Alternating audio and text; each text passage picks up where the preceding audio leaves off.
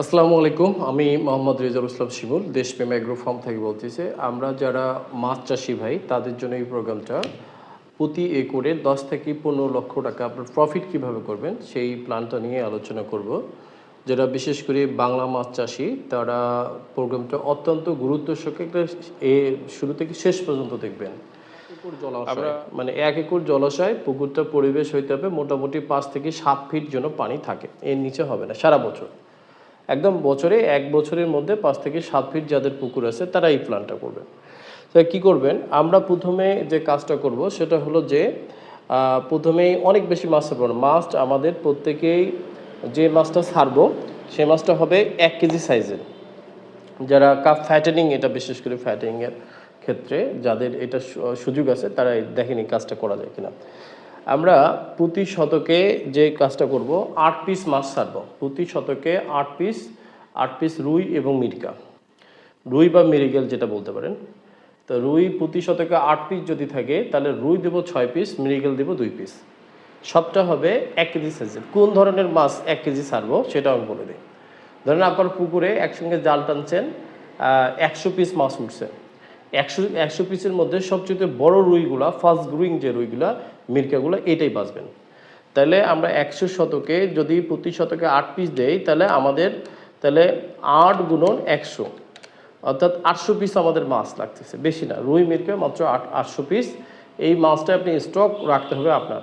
মাছটা কিনতে পারলে অনেক খরচ হয়ে চলে যাবে, কেনার চেয়ে নিজের থাকাটাই ভালো। যারা এই বছরে করতে পারছেন ভালো, আর না বলছে আগামী বছরের জন্য রেডি করেন আপনারা মাছ। তাহলে প্রথমে রুই মিরকা ছাড়লাম আমরা 800 পিস। এরপরে যেটা ছাড়বো সেটা হলো যে আমরা কাতল ছাড়বো। কাতল প্রতি 1.5 শতকে 1 পিস। তাহলে যদি আমরা 100 গুণন দেই, 100 গুণন 1.5 অর্থাৎ আমাদের যেটা প্রতি শতকে 1.5 পিস। আমি প্রতি শতকে 1.5 পিস মাছ যেটা ধরলাম, প্রতি শতকে যদি 1.5 পিসও দেই কোনো সমস্যা নেই। আমরা ধরলাম 100 শতকে আপনি 1.5 পিস বাদ দেন, 1.5 শতকে 1 পিস যেটা বলতে চাইছিলাম, 1.5 শতকে 1 পিস। আপনি ধরেন 100 শতকে আপনার মোটামুটি আপনি ধরে নেন 75 পিস বা 70 পিস 1 কেজি সাইজের কাতল ছাড়বেন। এরপরে তাহলে আমি কাতল ছাড়লাম, রুই মিরকা ছাড়লাম। এরপরে কি ছাড়বো? এরপরে যেটা ছাড়বো সেটা হলো যে গ্লাস কাপ। 5 শতক মিলে আপনি গ্লাস কাপ ছাড়বেন 1 পিস, সবগুলো 1 কেজি সাইজের। 5 শতক মিলে গ্লাস কাপ ছাড়বেন মাত্র 1 পিস। তাহলে আপনার 5 শতক 5 বিশ 100, তার মানে আপনার 20টা গ্লাস কাপ লাগবে 1 কেজি সাইজের। এবার তাহলে গেল গ্লাস কাপ গেল। মহাশোল এত বড় কিন্তু পাওয়া যায় না, সেটা হলে পুকুরে করতে হবে। মহাশোল আপনি মোটামুটি আপনার পুকুরে যদি এবছর দেখেন পোনা কালেকশন করে রাখা যায় কিনা আপনার পুকুরে, তাহলে সামনের বছর যদি 1 কেজি হয় তাহলে মহাশোলও আপনি 1 কেজি সাইজের 20টা ছাড়বেন। আর সর্বশেষ তাহলে আমার আর কোনো মাছ ছাড়বো না কিন্তু। তাহলে আমি রুই মিরকা দিলাম, আর তারপরে আপনার দিলাম গ্লাস কাপ দিলাম, তারপর আমি মহাশোল দিলাম। তারপরে আমার কিন্তু পুকুর একদম টোটাল নিচের স্তরটা এখন কিন্তু পুরোটাই ফাঁকা, নতুন স্তর এবং উপরের স্তর। তো এই 3 স্তরকে তারপরে নিচের স্তরের জন্য আমি কিছু মাছ যেটা দিব সেটা হলো যে সাথী ফসল। এখন বাজারে কোন ধরনের মাছ দিব, কোন মাছ দিব? অবশ্যই তেলাপিয়া মনে করেন না, প্রশ্নে এসে অনেকে তেলাপিয়া দেয়, মাগুর দেয় না। আপনি শুধু সেফ গুলশা দিবেন। গুলশা আপনি শতকে কত পিস দিবেন? ধরেন 300 পিস দিবেন। গুলশা 300 পিস আপনার 100% জন্য তাহলে 30,000 হচ্ছে। 30,000, এইটা নিয়ে কোনো টেনশন নাই। তাহলে আমরা মাছ দিলাম, রুই মিরকা দিলাম 800, আর গ্লাস কাপ দিলাম 20টা, মহাশোল দিলাম 20টা, আর হলো কাতল দিলাম আপনার হলো আমরা 70 পিস। এবার আসেন আমরা এবার ক্যালকুলেশন করি। তাহলে আমরা বছর শেষে কিভাবে এটা মাছকে খাওয়াবো। আমরা কিন্তু রুই মিরকা কিন্তু অলরেডি কি 4টা ছেড়ে দিছি, রুই মিরকা 8টা ছাড়ছি। আমরা ঠিক 4 মাসের মধ্যে একদম বছর শুরুর দিকেই মাছ ছাড়বো, একদম যেখানে আমার যেহেতু পানি আসেই, পানি থাকা পুকুরে। তাহলে আমি মাছ ছেড়ে দিলাম, ছেড়ে দেওয়ার 4 মাস পরে আমি শর্ট হারভেস্টিং করব। ওই যে আপনি ফাস্ট গ্রোয়িং মাছগুলো আসছেন এরই মধ্যে দেখবেন কিছু রুই মিরকা পিছায় পড়ছে, যারা জেনেটিকভাবে পিছায় পড়ছে। তো জেনেটিকভাবে পিছায় পড়ছে, আপনি কি করুন 4 পিস বা ধরেন আমাদের আছে তো 8 পিস, 8 পিসের পিসে 2 পিস সরাই দিতে পারেন। 2 পিস আপনার মিরকা আছে কিন্তু 1 পিস, 2 পিসের মধ্যে 1 পিস যেগুলো ছোট ছোট রুই সেগুলা মিরকা আপনি সরাই দেন। আর তাহলে আপনার 6 পিস, 6 পিসের মধ্যে 2 পিস আপনি রুই সরাই দেন যেগুলো ছোট সাইজ। আমরা ভুলটা তখনই করি যখন আমরা মাছটা হারভেস্টিং করতে যাই। হারভেস্টিং করতে গিয়ে আমাদের জালুয়া বা যে চিলাচলিত নিয়মে আমরা কি করি, বড় বড় মাছগুলো ধরি। আমরা সবচেয়ে বড় ভুল ওখানেই করে ফেলি, ওখানেই প্রজেক্টটা আমরা লসে ফেলে দিই।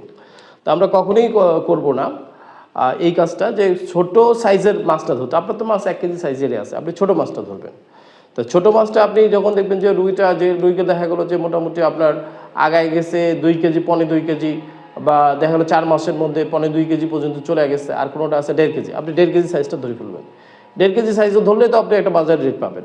তা 1.5 কেজি সাইজ ধরে 2টা রুই ধরছেন, একটা মেডিকেল ধরছেন, তার মানে শতকে আপনি 3 পিস করে উঠাই নিয়েছেন। উঠাই নেওয়ার পরে আরও কিন্তু আপনার হাতে সময় আছে মাছ। তাহলে আমরা 8 পিসের মধ্যে 3 পিস উঠাই নিলাম, তাহলে আমাদের হাতে থাকলো আরও 5 পিস। এবার আমরা 5 পিস নিয়ে আগাবো। এই এই যে 3 পিস বললাম, এই 3 পিস অর্থাৎ 3 গুণন 100, 300 পিস রুই মিরকা উঠাই নিলাম। এবার এইখান থেকে যে গুলশাটা উঠছে, একটা গুলশাও হারভেস্ট হবে না, একটা গুলশাও আপনি হারভেস্ট করবেন না, সম্পূর্ণ গুলশা ছাড়ি দেবেন। একটা গুলশাও হাত দিবেন না, যেমনি উঠবে এমনি ছাড়ি দিবেন। তাহলে শর্ট হারভেস্টিংয়ে আপনার যদি 300 পিস রুই আপনার 1.5 অর্থাৎ 450 কেজি, আপনার মোটামুটি আপনি 450 কেজির মতো মাছ পাবেন, হাফ টনের মতো মাছ পাবেন, যেটা 12 বা 15,000 টাকা পর্যন্ত পাইতে হবে। 15,000 হলে 300 টাকা হয়, 300 টাকা হলে প্রায় 1,35,000 টাকা। এই টাকাটা হারভেস্ট করে আপনি একটা ভালো কাঁচামাল আবার একটা ইনভেস্টমেন্ট করতে পারবেন, কাঁচামাল। তাইলে আমাদের অলরেডি 4 মাস পার হয়ে গেল। এবার ঠিক আপনি কি করেন, 4 মাস আবার 2 মাস বা 2.5 মাস পরে, 4 মাস বা 3 মাস পরে আবার একটা হারভেস্ট করেন। ওই যে আপনার কাছে এবার হারভেস্ট করবেন 1 পিস করি, 1 পিস আপনি রুই হারভেস্ট করবেন, শুধু রুই আপনি হারভেস্ট 1 পিস করেন। তারপরে আপনার এই আছে, আপনার হাতে আর 4 পিস থাকলো। এখন আমি এত শর্ট বা কাট করলাম কেন? আপনারা মাছের জেনেটিক যদি সম্পর্কে জানেন, সেটা জেনেটিকটা হচ্ছে একটা মাছ 1 কেজি হইতে 2 বছর লাগে। একদম পোনা থেকে একটা মাছ 1 বছর হইতে 2 বছর সময় লাগে, 1 কেজি হইতে 2 বছর সময় লাগে। আর 1 কেজি রুই 3 কেজি হইতে 1 বছর সময় লাগে। মজার ব্যাপার এইটা। তাহলে আপনার পুকুরে মাছ কিন্তু অল্প, মাছ আছে কিন্তু বড় সাইজ, খাবার লাগবে কম, মাছ হবে কিন্তু সাইজে বড়। তাহলে এবার আসেন, 1 বছর পরে আপনি যদি মাছটাকে সুষম খাদ্য খাওয়াইতে পারেন, ধরেন আমার কোম্পানির খাবার দেশপ্রেম এগ্রো ফার্ম, অবশ্যই পিলেট, ডুবন্ত পিলেট, ভাসমানও যাব না, ডুবন্ত পিলেটটা খাওয়াবেন এমন সিস্টেমে যে প্লেটটা যেন সহজে খাইতে পারে। ওটা আরেকদিন বিষয় নিয়ে কথা বলবো আপনার, বা আপনি যদি কেউ জানতে চান সরাসরি ফোন দিয়ে জানিয়ে নিতে পারেন। তাহলে আমি এবার আসেন, বছর শেষে আমার 1 কেজি রুই 3 কেজি হইল, 1 কেজি গ্লাস কাপ আমার 5 কেজি হয়েছে, যেহেতু আমি শতকে একটা ছাড়ছি। আমার 70 পিস হচ্ছে কাতল, আমার মিনিমাম 4 থেকে 5 কেজি হবে, একদম ধরে রাখেন আপনার 5 কেজি হবে। মাত্র 70 পিস কাতল আপনি যদি রাখতে পারেন সঠিকভাবে, যেভাবে বললাম, কাতলের একটা সময় খাবার দেওয়ার সময় আছে, ওইটা আমার কাছে জানিয়ে নেবেন। 5 কেজি কাতল হবে আমার, 70 পিস কাতল একদম 5 কেজি হবে। যদিও যে বললাম সারার সময় ফার্স্ট ব্রুডিং, যদি আপনি ব্লাডের মাছ নিতে পারেন অবশ্যই 5 কেজি। কিন্তু আপনি নর্মাল ব্লাড নিয়ে কাজ করেন, রেজাল্ট ভাই মাছ হলো না, আপনি প্রথমে মাছটা শুরুতেই ভুল করছেন, ওটা নিয়ে কাজ করলে লস করবেন। এবার আসেন মজার ব্যাপার, আমি কিন্তু প্রথমে বলছি 30,000 আমি গুলশা ছাড়ছি, 30,000 গুলশা, যে গুলশাগুলো আমার পুকুরে টিকবেই, ধরেন 1 গিটো বা 2 গিটো বড়, এটা নিজের বা কেনা। ধরেন আপনি 500 লাইনের আপনি গুলশা ছাড়ছেন, 500 লাইনের সাধারণত গুলশা ছাড়লে কাটে কম। তাহলে আমার 30,000 গুলশা, আমি ফার্স্ট টাইম আমি গুলশা দিয়ে হিসাবটা করি। আমি যদি হিসাবটা করি, আমার রুই আছে কত 4 পিস, তাহলে 4 পিস অর্থাৎ 4 পিস ইন্টু আমার এক একটা করি রুই 3 কেজি হয়েছে, তাহলে 4 গুণন 100, 400 পিস রুই আছে। 400 পিস রুই আমার হলো 400 পিস রুই, একটা রুই হচ্ছে 3.5, এক একটা গড়ির রুই হচ্ছে 3 কেজি, তাহলে 400 পিস রুই গুণন 3, তাহলে 1200 কেজি রুই আসছে। 1200 কেজি রুই মাছ শুধু আসবে। একটা বলেন 3 কেজি রুই বাজারে যদি ভালো বাজার, মোটামুটি বাজারও পান, মিনিমাম 350 টাকার নিচে আপনি হাত দিতে পারেন। এভারেজ আপনি 350 টাকা ধরেন। তা 350 টাকা করে আপনি 1200 কেজি মাছ, 350 টাকা, 350 টাকা, তাইলে আপনি 4,20,000 টাকা আপনার রুই বিক্রি হবে। মাছ কিন্তু অল্প, 400 পিস মাছ। যারা কাপ ফিটিং করবেন অনেক বেশি মাছ দরকার নেই। তাহলে 4,20,000 টাকা আমরা হারভেস্টিংয়ে পাবো। এবার এরপরে আমাদের কাতল আছে। কাতল এক একটা করে আমার 20 পিস কাতল, আমার 70 পিস কাতল আছে। একটা করে কাতল 5 কেজি হলে মিনিমাম আমি 5 কেজি কাতল 350-400 টাকা পাবো। ধরুন 350 পিস, আমার কাছে আছে 70 পিস, তাহলে প্রায় আমি কত পাচ্ছি পার পিসে? আমি যদি একটা 350 টাকা করে বিক্রি করি, 5 কেজি কাতল কত? 1700 টাকা, 1750 টাকা। 1750 টাকা ইন্টু আপনার 70 পিস, ইন্টু হলো 70, তাইলে আপনার প্রায় 1,22,000 টাকা আমার কাতল বিক্রি হবে। তাহলে আমি কাতল থেকে পেলাম 1,22,000, রুই থেকে পেলাম 4,20,000। এবার আছে আমার কাছে কি? মহাশোল, না গ্লাস কাপ। একটা গ্লাস কাপ 5 কেজি করে গ্লাস কাপ 350 টাকা করে বলতে হবে না, আরও বেশি বেচতে পারবেন। 1700, তাহলে 1700 আবার 20 পিস, বেশি নাই 20 পিস, তাহলে 35,000 টাকার মতো আপনার গ্লাস কাপ বিক্রি হবে। এর বেশি গ্লাস কাপ দেওয়া যাবে না। কেন? গ্লাস কাপ মাঝে মাঝে খাবারের মধ্যে ভাগ বসায়, এই কারণে গ্লাস কাপটা আমাদের কম দিতে হবে। এবার আপনার কিন্তু আছে মহাশোল। আপনারা একটা 3-4 কেজির মহাশোল যদি সাইজ হয়, একটা রুই, একটা মহাশোল মাছ, মহাশোল বাজারে কত টাকা এটা আপনারাই ভালো জানেন। আমার যেটা ধারণা, আমি যেটা দেখছি সেটা হলো 5,000 টাকা একটা বড় প্রমাণ সাইজের মহাশোল, 5,000 টাকাও কেজি বিক্রি হয়েছে, 5,000 টাকাও কেজি বিক্রি হয়েছে আমার দেখা। তা আমরা মহাশোলটা মোটামুটি একটা ইয়াতে মহাশোল আমাদের যেটা থাকবে সেটা আমরা ধরেন 1 লক্ষ টাকা আমরা পাবো, বা 1.5 লাখও পাইতে পারবো, কপাল হলে 2 লাখও হইতে পারে। ধরলাম আমরা 1 লক্ষ টাকা আমরা এটা বিক্রি করতে পারবো। মহাশোল যদি আপনার পুকুরে 20 টাকা থাকে আর সেটা কেজি যদি 3 কেজির উপরে হয়, আপনি 1 লাখ টাকা অনায়াসে বিক্রি করবেন। তাইলে আপনি এগুলা যে বিক্রি করবেন এটা বাদ, ও যে আবার গুলশা ছাড়ছি আমরা 30,000 গুলশা ছাড়ছি, আমরা কেজিতে যদি 30 পিস নিয়ে আসতে পারি, 20 পিস বাদ 30 পিস, তাহলে আপনার 1 টন মাছ উৎপাদন। সর্বনিম্ন 500 টাকা করে বেচবেন। 5 লাখ টাকা যদি আপনি 500 টাকা করে বেচেন, তাহলে আপনি গুলশা বিক্রি করবেন 5 লাখ টাকা, একদম হাতে কলম। তাইলে আমরা যারা, তাহলে মোট যদি আমরা বিক্রি করি গুলশা 5 লাখ, রুই মিরকা হলো 4,20,000, আপনার হচ্ছে কাতল যদি বিক্রি করি, কাতল বিক্রি করি 1,22,000, আর যদি গ্লাস কাপ 35,000, আর যদি মহাশোল 1 লাখ বিক্রি করি, তাহলে আবার এসে 11,77,500, 11 ধরো 11.5 লাখ, আমি তাও ধরলাম 11.5 লাখ বাদ দেন, 10 লাখ ধরলাম। 10 লাখ টাকার মাছ আপনি যদি উৎপাদন করতেন, খাবার কত লাখ টাকা খাবেন? আপনি মনে করেন না আপনি যেভাবে খাবার দিচ্ছেন এইভাবে খাবার খাবে?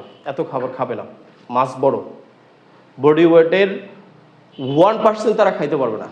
বডি ওয়েটের 1%, যেটা আপনি ছোটোতে 2 বা 3% যে খাবার দেন, বডি ওয়েটের 1% খাবার খাইতে পারবেন। এবং আপনি খাবার কখন কোন সময়টা দেবেন একটু বলে দিই।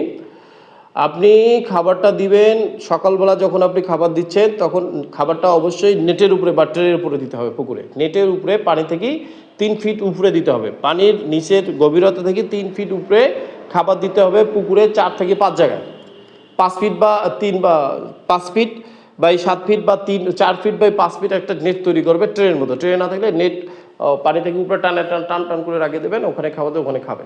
অবশ্যই লুজ না, অবশ্যই প্লেট জাতীয় খাবার। মোটামুটি নিশ্চিত করতে হবে 24% বা কার্প মাছের জন্য 24% ওখানে খাবার দিচ্ছেন। খাবারে দেখবেন যে কিছু অংশ নিচে চলে যাবে, সেই যে গুলশাগুলা ছাড়ছেন ওই গুলশাগুলা খাবে। তাহলে এইভাবে যদি আপনার মাছ ছাড়েন, তাইলে প্রতি একর যদি আপনার মোটামুটি ছায়ার জায়গা না হয়, মোটামুটি রৌদ্র জায়গায় বাতাস যেখানে খেলে, অল টাইম যদি 6 থেকে 7 ফিট পানি থাকে, আপনি ধরে রাখেন বছর শেষে আপনার এইটা আপনি 10 লাখ টাকা মাছ বিক্রি করুন। ধরেন আপনার 4 লাখ টাকা খাবে, 4 লাখ টাকা খাইলো মাছ, তারপর আপনি এটা ইনকাম করবেন। তো বিদ্যুৎ চলে গেছে, আর কথা না বাড়াই। যদি আপনারা আমার এই ফর্মুলা নিয়ে কাজ করেন, তাহলে অবশ্যই দেশপ্রেম অ্যাগ্রো ফার্মের সঙ্গে থাকলে দেশপ্রেম অ্যাগ্রো ফার্ম শুরু থেকে শেষ পর্যন্ত আপনাদের সঙ্গে থাকবে। এটা দেশপ্রেম অ্যাগ্রো ফার্ম কনফার্ম করতেছে এবং এইটা টাকা আপনার হাতে তুলে দিতে পারবে ইনশাল্লাহ। তো সবাই ভালো থাকবেন, সুস্থ থাকবেন, খোদা হাফেজ।